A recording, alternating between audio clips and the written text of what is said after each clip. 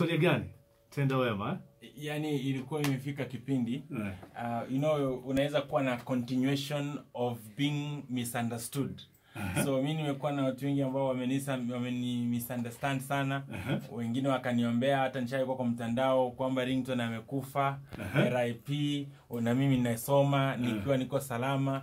So nimesaidia watu wengi, watu waoni. So ikafika kipindi nilikuwa na quit music ya gospel. Nikasema kama kumtumikia Mungu naweza fanya biashara zingine, alafu nitakuwa natoa fungu la 10, natoa sadaka, naenda kanisani.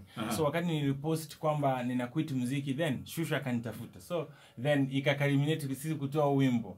So huu wimbo nilijimbia verse ya kwanza nimejiandikia mimi. Sikuandikia Mkenya yote ama mtu yote anasikiliza. Unaposema?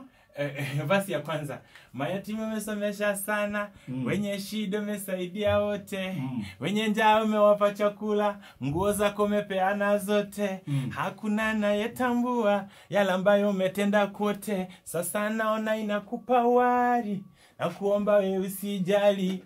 So nilikuwa najiandikia mimi.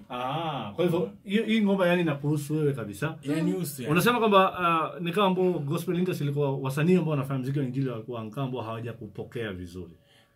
Mimi nimekuwa kwa muda. So kuna wakati ilifika ikakuwa kwamba wale wasanii wa kitambo kama mimi, Daddy Owe na kina Jimmy Gate kina nani hatuko tunatakikana.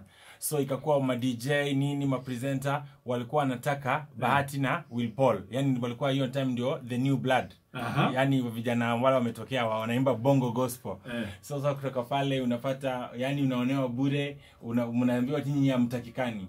But lakini mimi kufika mahali nimefika imekuwa ni vita, na mimi vita vyangu vyote sidhani juu sijipiganiangi mwenyewe, napiganiwa na Mungu. Vita vyangu vyote nimeshinda. So unaona bado nipo.